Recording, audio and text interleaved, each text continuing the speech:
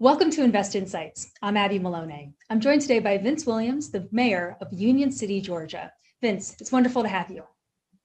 Abby, it is my pleasure to be with you, and certainly looking forward to the dialogue and you guys learning a little bit more about Union City.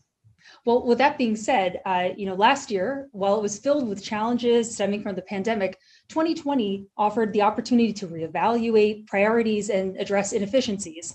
With that in mind, how has the city transformed its thinking as it relates to top priorities, and how is this reflected in the city budget for 2021? For example, has this affected any future capital improvements or infrastructure projects in the city? Well, certainly, Abby, very good question, but one of the things that we must utilize in this discussion, and any city needs to certainly utilize this, is honesty. Certainly, prior to COVID, many of us had a great deal of robust capital projects that we were looking forward to. And, March of 2020, COVID was announced. This new monster that was in front of us was very, very concerning to all of us. We didn't know what it would bring. And certainly the grips of COVID has really challenged all of our cities. But to your question, one of the things that I have to say is we haven't made a lot of changes, if you will. We have been a blessed city. But what we have done is to make sure that our staff and certainly the citizens remain safe. But as it relates to budgetary concerns, certainly a lot of the capital projects have either been put on hold or pushed back, if you will. And certainly we have not eliminated any of our capital projects that we had in front of us. We have not eliminated them. And certainly we are looking forward to getting back to some sense of normalcy where we can address many of those, because you're talking about quality of life items, infrastructure, transit and transportation, right, sidewalks, all of those things that truly matter, parks and recreation, those are things that we will certainly continue to focus on. Even in this COVID environment, in October, we had a virtual ribbon cutting of a multi-million-dollar park project that we were working on, and we completed that even during COVID. So although the park is completed and ready to go, it's closed to the public. Yeah, what a shame. Yeah, so we're excited, about where we're headed, but it's certainly not something that has halted our plans as we continue to move the city forward.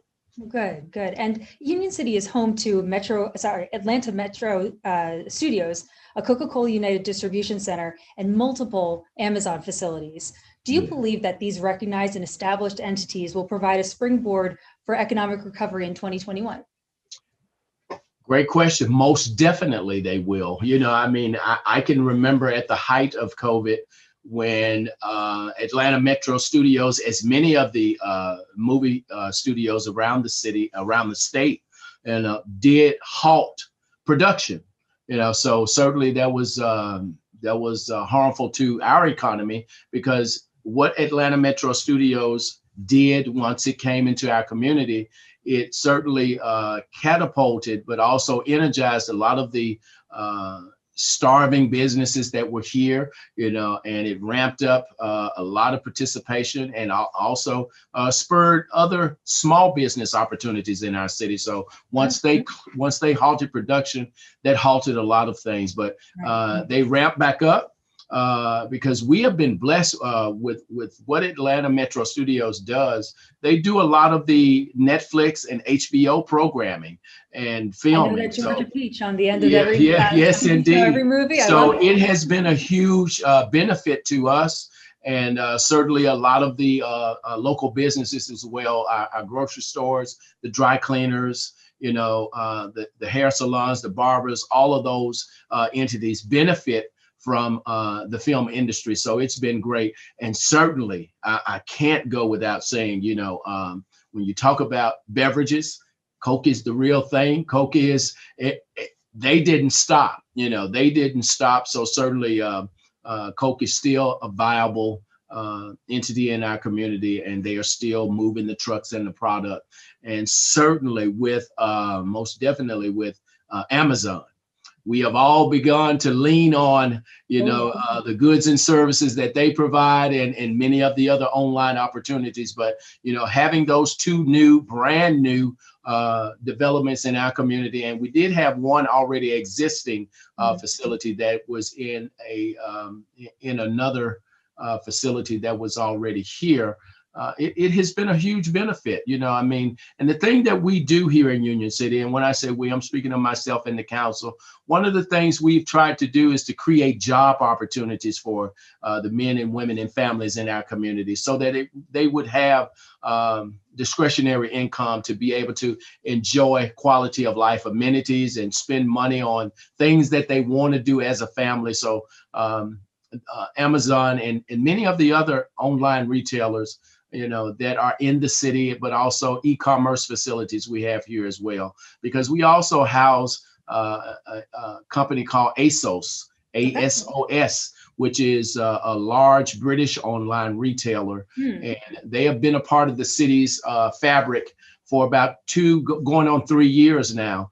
And this was their first footprint into the US.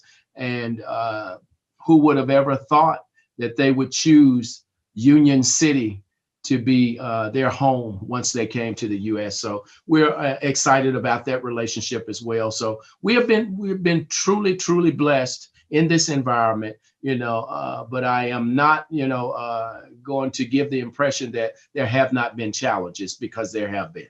Of course. This past year, cities have been challenged with technology and implementing new technology and developments to help ease processes when the employees can't go into the office, or it's unsafe for citizens to come into city buildings.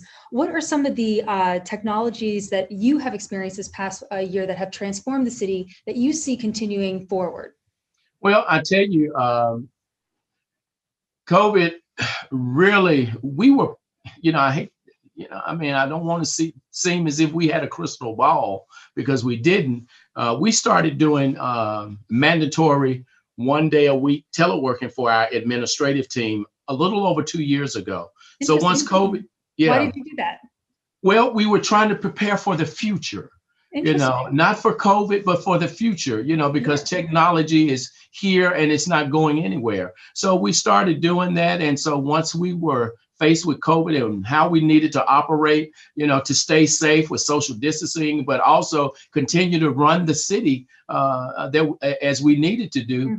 It was a seamless process for us because our staff was already prepared. But not only that, we had just introduced our new citywide app, which keeps the residents and the businesses and all of our community engaged, but informed with what we're doing. We widened our reach as it relates to social media, which is very important with how people get their news today. So, and we hired additional staffing to certainly work with us to be able to get our messaging out each and every day, real time, if you will. So one of the things we're doing right now, we just introduced on yesterday a citywide intranet, which is something that will, keep us all on the inside informed of what's going on, to get away from some of the mundane, ways to get information from one another.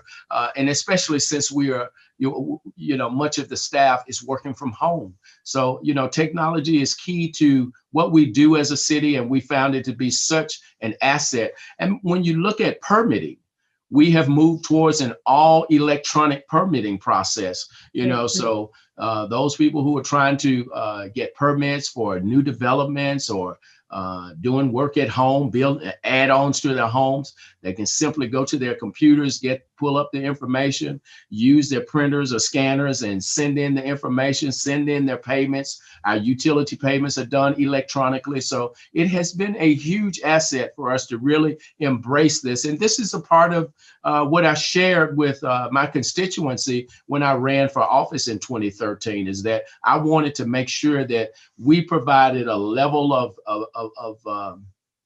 ease to be able to work with the local government, but also to free families up from a lot of drudgery in coming to pay their utility bills, or drudgery from a developer standpoint in waiting to get through red tape for permitting and the whole process. So it's been a great opportunity for us. I mean, yes, COVID is horrible. I don't take that for granted. But what we needed to do in this environment is not just raise our hands and say we are under arrest. We had to figure out a way to make this work for us. And we've been very, very successful in doing that. Wow. We've talked a lot about transformation of the city and technologies and whatnot, but I wanted to end by asking you personally, as a leader, as a part of the community, how have you personally transformed this past year? Well, I tell you, to be perfectly honest, a lot of this does keep me up at night, and that's part of what I signed on for. When you think about the COVID pandemic, the 2020 census that we went through, which was certainly quite taxing, with COVID, and trying to get people counted, but also, the social unrest that we dealt with throughout 2020 and some that we're dealing with right now. I mean, with what you saw happen on January the 6th, it's quite disturbing. And the entire election process, part of my transformation is certainly being much more involved in not only making sure that I take better care of myself. That's something that we all need to do, but oftentimes as local leaders, as leaders, period, in our communities, because so many people depend on you, you neglect yourself, and that's something that I've been truly focused on is, watching what I eat, making sure I get the exercise I need to do, but also making myself available to other training opportunities as it relates to technology and different things like that. But, I mean, I can't say that there have been a whole great deal of transformative things that I've taken on, but, it's just little things, making sure I do get to bed at a decent hour, although, I may sleep a few hours and wake up and start thinking about something else. But, and one of the things that I've really been focusing on is having the opportunity to get more reading done. So that's been good. What are you reading as of late? Well, right now I'm back in the Bible, and that's something that I do. I'm an associate pastor, but that's something that's timeless, but also it's energizing, and a lot of people that certainly don't understand the literary attributes of the Bible. If they were to open the Bible, they will see things manifesting right now today that have been talked about, in the Bible. So those are things that I'm looking at, and certainly reading a lot of health and wellness books and different things like that, because I want to share it with my community, because we're looking at ways to introduce a whole new virtual aspect of recreation to our community. Yeah, well, all good messages to hold with you to help guide us through in 2021. Yes, ma'am. Yes, indeed. Thank you again. That was Vince Williams, the mayor of Union City, Georgia. My name is Abby Maloney, and you've been watching Invest Insights. Vince, thank you so much again. Thank you, Abby. I certainly appreciate being with you. Hey everyone, don't forget to like this video and subscribe to our channel so that you can stay up to date on the latest business trends from our knowledgeable experts. Be sure to check out the description below for more information on the segment you just watched. Thanks for tuning in.